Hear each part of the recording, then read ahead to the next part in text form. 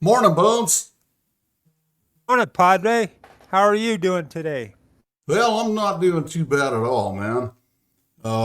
Been looking into these claims that the alleged Donald Trump made about ending 6 or 7 wars and the discrepancies that are being pointed out.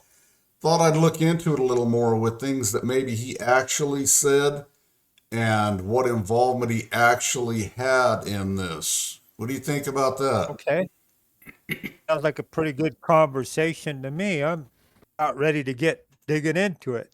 Yeah, I'd kind of like to get to the bottom of it. And I guess what sparked it uh, was during this meeting with Zelensky in the Oval Office, the press picked up on that Trump once again boasted of ending 6 wars in as many months without negotiating a single ceasefire. Um, what he actually said, if you look at the 6 deals that I settled this year, they were all at Right, war. I didn't do any ceasefires. right, And then he turned to Zelensky and added, I don't think you need a ceasefire. right. So, again, did he actually claim in that statement to have ended wars? It's No, he, alluded he to, I think. so what he said in my mind with those words that actually came out of President Trump's mouth Mm-hmm. without any distortion from the media or whatever. To me, as I hear those words, he was in negotiation and made some deals with with whoever he was meeting with, and so it's like planting a seed with those deals. If they stick to it, they may end their own war. You know, they Mm-hmm. may end their own conflict. So it's negotiation. It's is what it is, and probably some scenarios put out there to Right. make the deal. So as we look further into it, then he had his trip to Scotland and repeated Played a lot multiple of golf times over there's a, there. a version that he claimed he's ended wars. Uh, but he posted on True Social in one case he'd averted a possible unclear disaster. But then by the following Tuesday after that on Fox and Friends, it had said that his administration had solved 7 wars, but he didn't Or elaborate conflict. on it. But the White House Did he? told the Independent that Trump was citing conflicts from both his first and second terms. Right. I think that it was an all inclusive statement. You know, um, going through it. I don't know. I didn't finish writing the list of the wars or conflicts that they are talking about that he laid claim to. But I think we ought to take them maybe one at a time and see what actually happened. Well, and that's what I was thinking. So let's look at this. The most recent, Israel and Iran. Uh, so 3 days after launching Operation Midnight Hammer, Trump told NATO leaders that his administration just ended a war in 12 days that was simmering for 30 years. Now Correct. this is where the U.S. did have some skin in this. We'd been telling Yes. Iran get rid of their nuclear facilities. They're not allowed to have nuclear facilities, and we sent in the stealth bombers with the bunker buster bombs and Tomahawk cruise missiles, where Trump claimed we left the facilities obliterated. Um, Yes. it, we then intervened, and there were some surprise attacks, some things back and forth, but after 12 days, there was a complete and total ceasefire. Uh, Now, if you look at those are the facts on it. The Right. U.S. intervened. We dropped these Yes. bunker busters. We showed them, hey, we're serious. And it was a ceasefire after 12 days. Um, Now, the media is going to turn that and say, well, Trump's actions against Iran's nuclear program may have curtailed immediate strikes. It is not possible to claim to have secured lasting peace with tensions in the region remaining high. And that may be true. That may be true, but at least for the moment, that conflict has subsided quite a bit. Right. And so what I would say is there were bombs being sent, missiles being sent. They were in all-out war. Trump intervenes, not with military action against Iran, but against the nuclear facilities, which is, there was a big to-do through Congress over, he didn't have the authority to start a war. Was shown and proven that he didn't start a war. He just bombed nuclear facilities, which we had told them they couldn't have.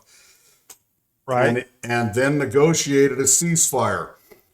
So although, like you mentioned, we can't see into the future, and these are countries that have been at war and had tensions for a long time, so we can't see into the future to know that it's a permanent thing, but we do know he ended an active war and put an end to it with a ceasefire called within 12 days. Exactly. I see that as a thumbs up and, yes, indeed. and a claim validated. Yes, so that in my mind discredits Israel, what they were saying on the Israel Iran conflict. Trump did exactly what he said he was going to do, and they wound up being at a more peaceful level. So that's success. I see that as a thumbs up. So now let's Indeed. look at India and Pakistan. This one's kind of interesting.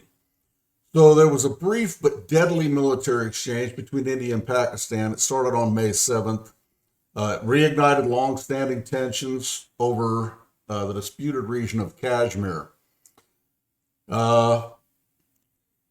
were surprised that an offer of mediation from Trump, he said he could help find a solution to the Himalayan region that was claimed by both regions.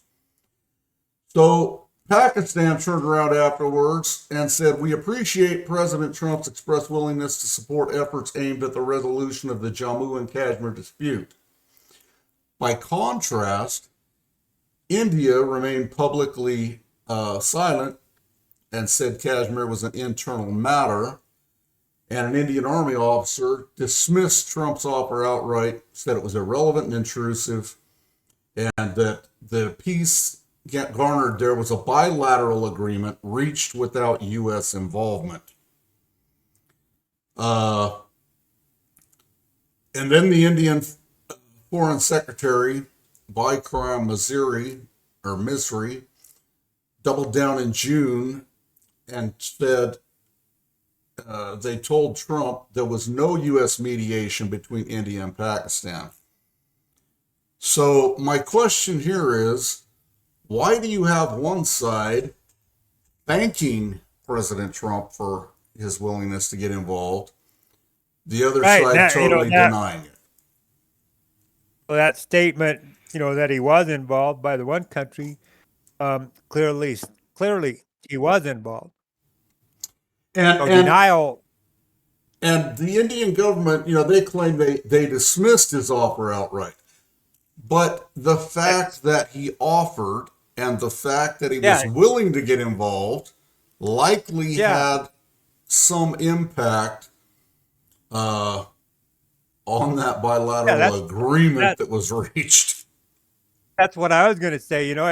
So it's like, even if we're talking to an individual offering help, he can either accept help or he could deny the help. Mm-hmm. Right? So then you're talking world leaders. I don't think the scenario changes, Well, so you offer the help, they accept the help, and they appreciate the help. And then the other people deny the help and move their direction. Okay, let's break this down into a scenario. You got two sixth graders getting ready to fight. They're arguing over something. They're getting ready to fight. The big brother of one of them steps in and says, "Hey guys, why don't we settle this peacefully?" And obviously, the little brother of that person is going to go, "Okay, I'm listening. Yeah."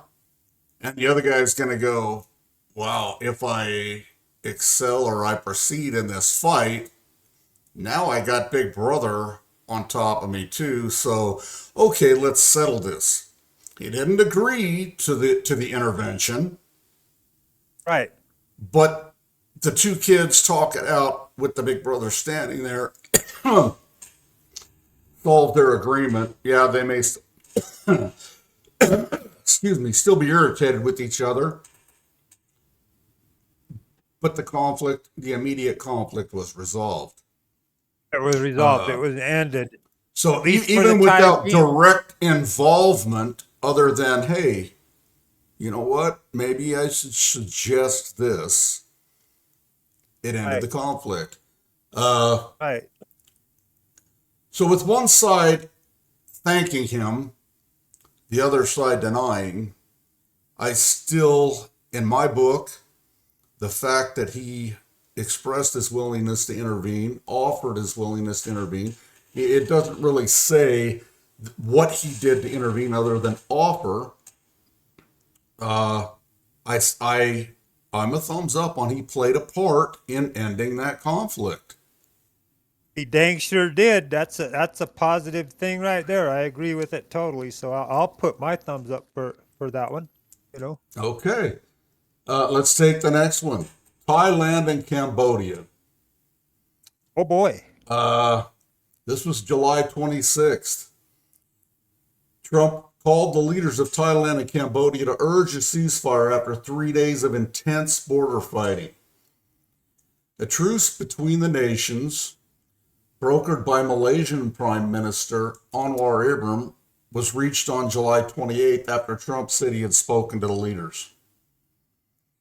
Uh, Trump leveraged his most powerful economic weapon, tariffs. He threatened to derail existing trade deals that had been brokered with the two countries if the fighting persisted.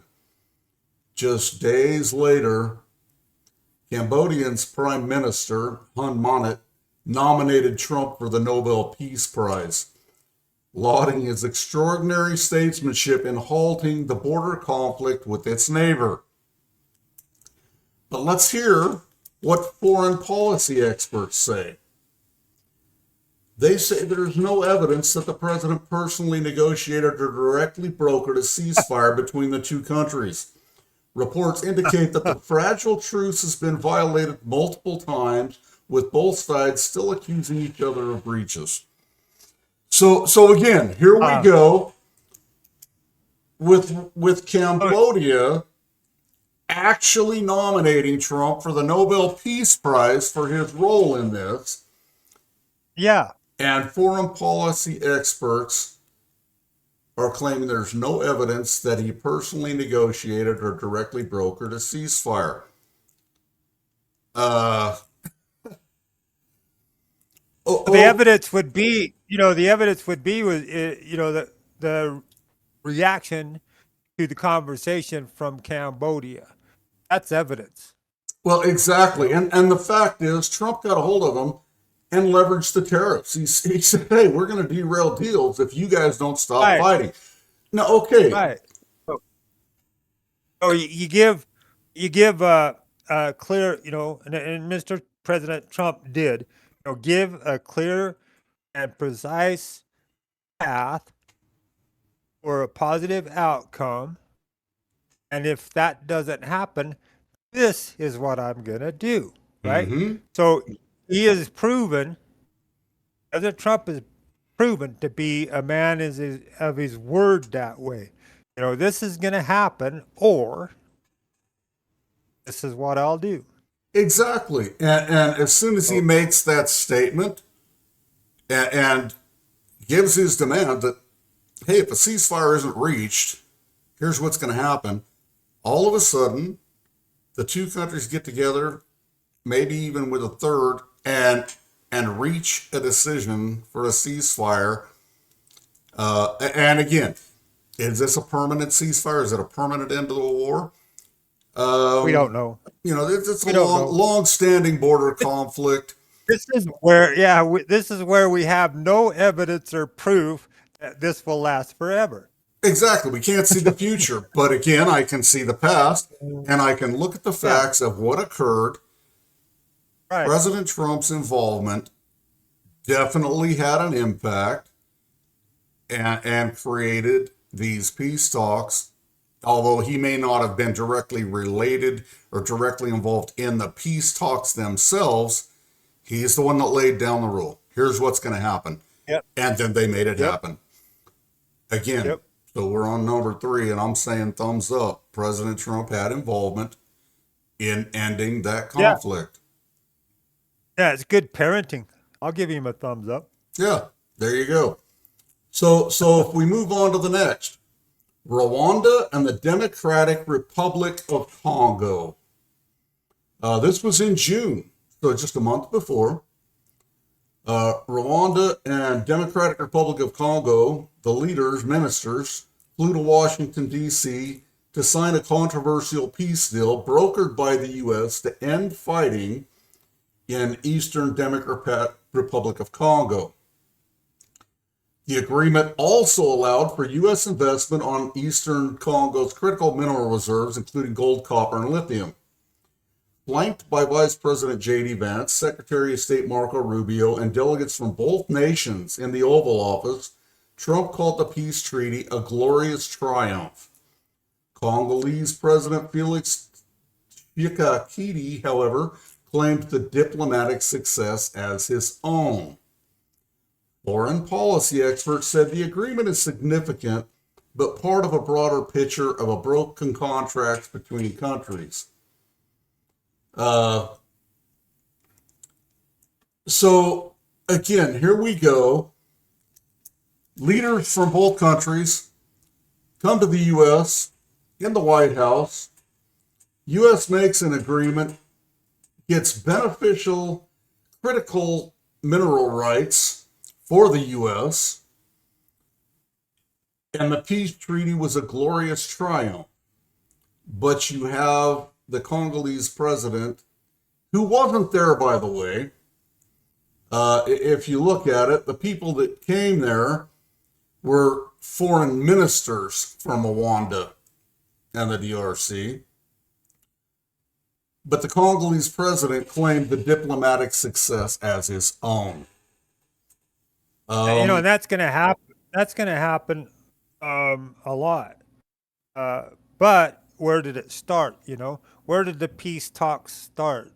Exactly. How did it? So over time you can plant a seed and you can give a direction and you can also provide an ultimatum if the positive outcome is not achieved. Again, I'm talking positive outcomes. Right. So the other guy, whoever he is, what did you say his name is that claims The it? Congolese president that claimed the diplomatic Yeah. success. But so let's go ahead. Yeah, let's look further into it. I mean, a week earlier, Trump had said that he and Rubio arranged a bid to put an end to the decades-long war between the two nations. It's a great day for Africa, and quite frankly, a great day for the world. Trump had said, I won't get a Nobel Peace Prize for this. But in his post, he also noted that he wouldn't be awarded the prize for stopping wars between India and Pakistan, Serbia and Kosovo, Egypt and Ethiopia, and for doing the Abraham Accords in the Middle East. I won't get a Nobel Peace Prize no matter what I do, including Russia, Ukraine, Israel, Iran. However, whatever those outcomes may be, but the people know, and that's all that matters to me. That's the biggest prize, I think. Is the people know where it came from, and that's kind of what you and I are here for, making sure that things are analyzed and the truth is put out. Right. We want to look at, are these claims valid? I don't take it at face value if President Trump says I've ended 6 wars. I'm not just going to start clapping. I want to know what the involvement was, and did he have involvement in that? So, on Well, Rwanda you know, and the Democratic Republic of Congo, you know what? I'm again a thumbs up. This peace yeah, brokerage was negotiated in the White House. yeah, there's evidence and proof that he had a lot of involvement with it, regardless who claims afterwards, regardless who claims that it was theirs, right? I don't really care. It's all about where it started. The seeds were planted and it grew and it ended up at a positive result as that's what he wanted to see. That was his vision of the outcome.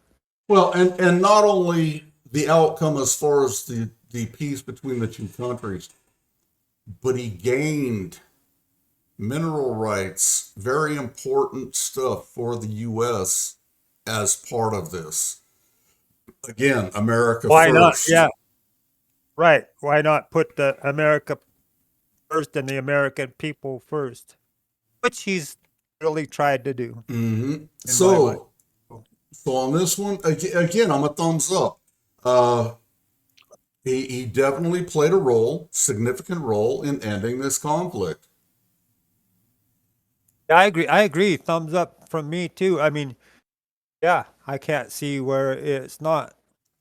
Okay, the next one, and I don't even know if I know how to pronounce this second country, but Armenia is one of them, and Azerbaijan. Azerbaijan. Yeah. Uh, so in this one, this was August 8th. Azerbaijan and Armenia signed a U.S. brokered peace agreement during a meeting with Trump in the White House, bringing an end to decades of conflict. I think that's pretty straightforward. They're in the White House. Now, here's the thing. Again, if it holds, the deal between South Caucasus rivals would reopen key transportation routes while allowing the U.S. to seize on Russia's declining influence in the region. So the peace treaty obviously brokers a good deal for the U.S., keeps transportation routes open. It's a major transit corridor linking Azerbaijan to its exclave of Nakhchivan. It opens it up to the U.S., gives U.S. rights to owning the development rights to the corridor, and it was to be named the Trump route, the White House said, which the president called a great honor. It's a long time, 35 years they fought, and now they're friends, and they're going to be friends for a long time, Trump said, besides the leaders of the two nations at the signing ceremony. So he said it right in front of and standing beside the leaders after they signed a peace treaty. How do you even argue this? The thing they throw into it, if it holds, sounds to me like the treaty was signed and the U.S. again got a great deal out of it. Uh, I, Yeah, I I think that Trump did an amazing job with this, but there's going to always be the ridicule, like he stated. I won't get a Nobel Prize for anything that I do mm-hmm. because people are against him. Right. But he has had great success, and the whole time doing it, he's looking out for the benefit of the American citizens. Exactly. So on this one, you know what? Again, I'm definitely a thumbs up. This is a peace treaty signed and brokered I in the don't, White House. It ended I don't, 35 years of war between two right. countries. Right. It's a thumbs up from me too. I just hope I don't run out of thumbs up here. You I'm know, telling how you. many do I get? How I many do I get? I don't know. I'm starting to feel like Pee Wee Herman in a porn theater.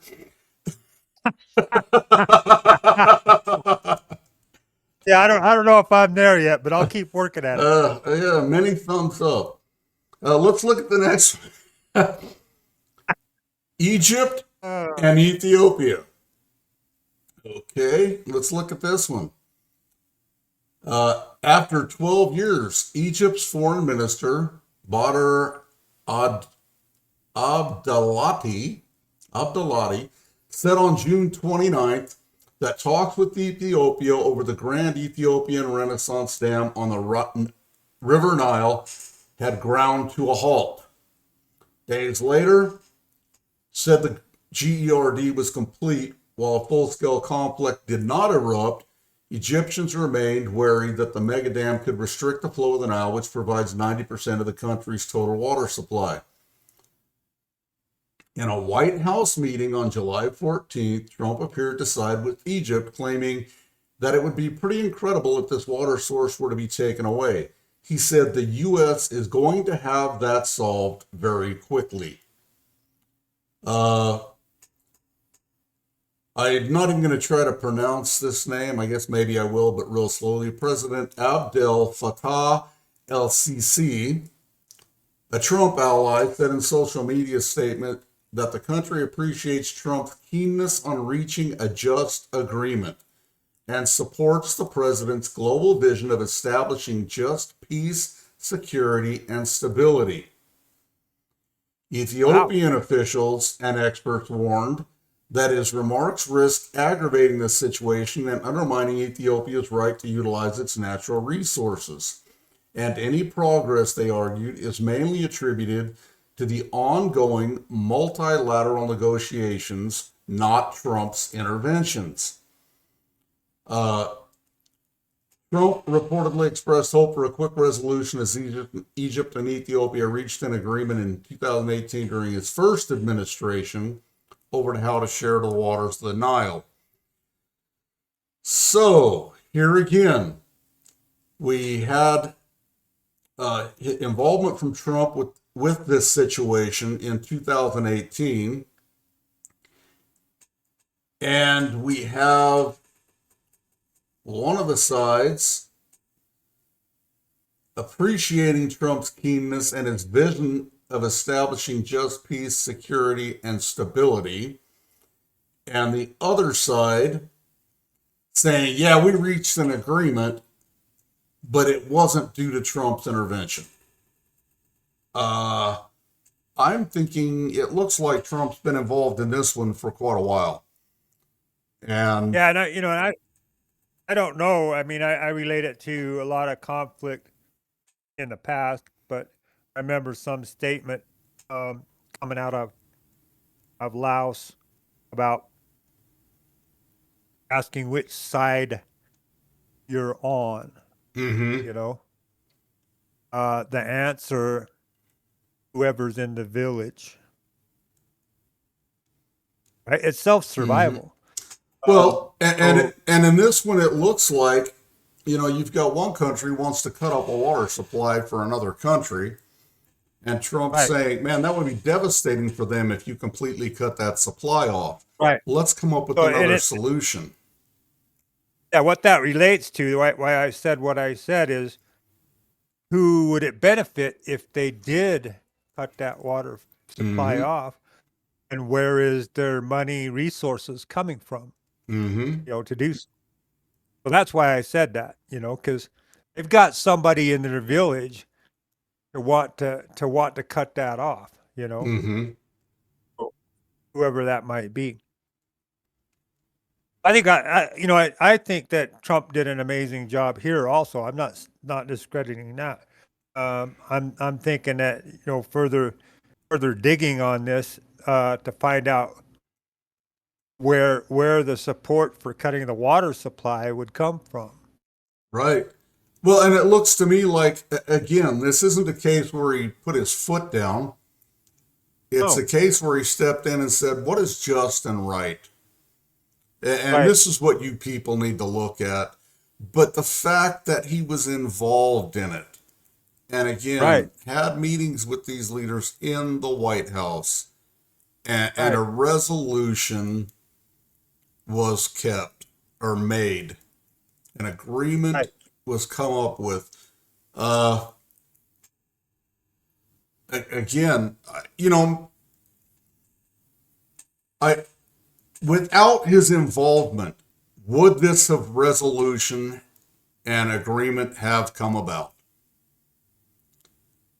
I Uh, I can't I can't say it wouldn't come about, but would it have happened as soon as it did? well, You right, know? and it looks like this happened over time because his original involvement was clear back in his first administration in 2018, and Yeah. then they've been Uh, battling over it for 7 years, and now he gets involved again, and they reach a resolution. Uh, you know, I would say he has enough involvement to say, yeah, I had a part in clearing that up. I would say he did. You So, know, so I would say. I'm not giving it a 100%. Oh yeah, he ended it, but I will say, without his involvement, it would not have happened.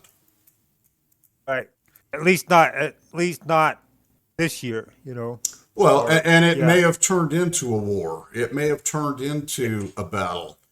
They it they very weren't well making could have. headway, obviously, for 7 years after he originally got involved. They weren't making Yeah, any very headway well and were could still have. battling and arguing. And now he's back in power, and suddenly his involvement makes a difference, is the way I see that. Yeah, I'm about ready myself to start a water war with the state of Utah. They Yeah. keep cutting off my supply. Ugh. All right, let's look on to the next one. I think we've got an opinion on that one. Serbia and Kosovo. Uh, at an Oval Office press conference on June 27th, Trump declared that Serbia and Kosovo were on the brink of war until his administration was able to stop it by again threatening trade sanctions. Trump said he had a friend in Serbia who alerted him we're going to go to war again with Kosovo without providing further details. Kosovo President Vjosa Osmani said on July 10th that Trump prevented a potential escalation from Serbia. Serbian President Aleksandar Vučić denied the claims of warmongering and said on July 12th that a conflict with Kosovo does not even occur to us. So after the breakup of Yugoslavia, tensions between the two nations peaked between 98 and 99 when the countries were at war. It ended with a NATO intervention, but friction has persisted since Kosovo declared independence. In 2020, Trump's first term, the U.S. brokered a pact between the two Balkan nations to normalize economic relations. Um, so this is the last one. Um, it sounds to me like there was going to be a conflict. Uh, Trump stepped in, and the side that was going to attack denies claims of warmongering, saying, "Oh no, we weren't even thinking about that." Uh, but it looks like in 2020, during his first term, he brokered a pact between the two Balkan nations. So if they were getting ready to go to war, and he had intelligence from a friend in Serbia that they were getting ready to go to war with Kosovo, and he turned around and prevented that escalation. And of course, Yeah. Serbia denies that they were going to escalate as soon as Trump got involved. So, uh, again, I would say, you know what? He caught wind of something that was getting ready to go down. Threw in his 2 cents, and it stopped. Yeah, and with the tariff thing, uh, he has more than any other president in my lifetime created a toolbox of positive things to be able to use in negotiation. Mm-hmm. That's one of the things that you need to do, even as leadership. You need to have your toolbox. Well, right. Lots of You knowledge. don't resolve every conflict by saying, if you don't do what I say, I'm going to kick your butt. Right. You Right. don't I'm gonna resolve every, stomp on you. you don't resolve every conflict. You have to have And other what? tools. You know You what? have to have the conversation, with whoever, and decide which tool or tools, multiple tools, is going to work best for this situation. Exactly. Seems to me. Seems to me in the conflict that the tariff thing is a pretty good tool, because we've had two so far. You know. Yeah, So we've got I two did. I two of the 6 or 7 that the tariffs were the tool used to back people off. Now, then you've got, Right. Iran, where bunker busters and taking out a nuclear facility was Yeah, used. the You more hardcore tool. Yeah, you have to have that toolbox. In other ones, it was just the mere fact that he stepped in and said, "Hey, maybe you guys ought to look at this." And they went, "Oh, he's already done this to them. He did this to them. What's he going to pull out of his hat on us? Maybe we better Yeah, grow up and have some talks." yeah. Take a look at what we're doing. Maybe it's our problem, and we should resolve it. Right. So again, these claims that he has ended 6 or 7 conflicts during his presidency, or in as many months. Uh, I guess you could twist that and try to say, oh, he only had direct involvement in 3 or 4 of them. But the Right. indirect involvement and what he has built America back into in that 6 or 7 months, or 8 months Yeah. almost now, America's respected, and people know we're not just standing on the sidelines anymore. If we say something is going to happen, it's going to happen. Right. That in and of itself falls back to the America I grew up in, where other countries Exactly. listened. Um, Right. we're a powerhouse again, and people are saying, if he spoke, okay, maybe he doesn't have to get directly involved. The fact that he spoke, it's like I'm fighting with my brother in the bedroom, and all I hear my dad yell from the front room is, "You guys better knock that off, or I'm coming in." Yeah. We resolved our Yep. problem real quick. He didn't Yeah. have to do We don't want anything. the old. Yeah. We don't want the end result to be him coming in the room. Right, because we And don't we don't know if want. we're going to get our butts whooped. We don't know if we're going to get grounded. We don't know, what the result may be. But we If do know my there's dad going said to be that, something happen. yeah. If my dad said that, something was damn sure gonna happen if I didn't stop what I was doing. Exactly. You And know? I think, you can give that credit to President Trump and his administration since he took Yeah. over, that America's back to being the dad. And Yeah. just Uh, a sideways glance from my dad, if I started acting out, he didn't even have to say a word. He could give me right. a look, and I knew. I Yeah. And knew I had better mom. change my attitude. Yeah. And mom had a play in that too. If that dad wasn't around, Yeah. she had that look, and she also had the words. You wait till your father gets home. Hmm. So dad's gonna back mom, which is how Exactly. it should be. Exactly. So in looking at this, and we know that the Democrats and the far left are never going to give Donald Trump credit for anything that he does. They're going to try to Right. discredit everything that he does. Uh, Right. but as we look at these situations, and as we just laid out that final scenario, with Dad, uh, the U.S. has become Dad again, Exactly. and it doesn't take a war. It doesn't take sending in troops to end conflicts in some of these other areas. All it takes is a sideways glance or a, "Do you need me to get involved?" And they're straightening their posture and going, "Okay, we'll behave." We'll behave. Is there still tension? Yeah, there's still I'm tension in sure of some it. of these areas. It's been going on for years and years. But Yeah, are they going to defy the US and force US involvement in every conflict, or are they standing there going, you know what, buddy, I would, but I know something's gonna happen to me, so let's chill.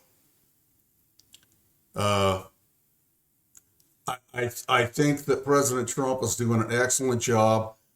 I think that his involvement in every one of these conflicts had some bearing on the outcome, whether direct or indirect. And I think he has every right to say, my administration and I have helped end 6 or 7 conflicts within as many months. exactly. That's a, a rightful claim, I think, coming out of the administration. All right, So, before we close, anything you want to add to this, Bones? I look at all the stuff that we dig up going on somewhat in the background of things. It's hard to get the good information. I'm happy that you found the article and where it came from, so we know that it's fact. Um, but while this is all going on and we're talking, I seen a few headlines I wanted to share. One was the vice president had been talking to one of Trump's exes, and Trump's upset about it. Oh no. Yeah. Whoa, where do we go from here? We ought to investigate that. And then another one was it said that Trump admitted that he doesn't talk to Melania. He doesn't talk to his wife. I don't know that he doesn't talk to his wife, you know. Well, But I'm anyway, not sure how you would avoid that. Uh, it seems to me that those headlines are more important than what is reality and what is really going on inside the administration and with the world. Just putting that out there. well, and you're right, Bones. You start glancing over headlines, and every one of them's a jab. Every one of them's a jab trying to discredit and throw egg on Donald Trump's face, create dissension, create doubt in the minds of the people that are supporting him. Uh, but again, the more we dig in, as far as this issue goes, uh, from Pottery, Havoc, and Bones, man, after discussion and looking into these, I would say the media's got to back off. This man's doing a fantastic job worldwide and gaining Yeah, benefit and monetary value in deals for the U.S. along the way. yeah, and what the media does is out of my control. But I'm going to continue to dig for what is fact, what is actual, and put it out there. So I hope that people listen, and continue to listen and do their own research, you know, see if Mm-hmm. what we're saying is true. I'd like to hear from them. Absolutely, man. So from Padre Havoc and Bones, I think we can close the books on this one. Yep. Stay positive, everybody.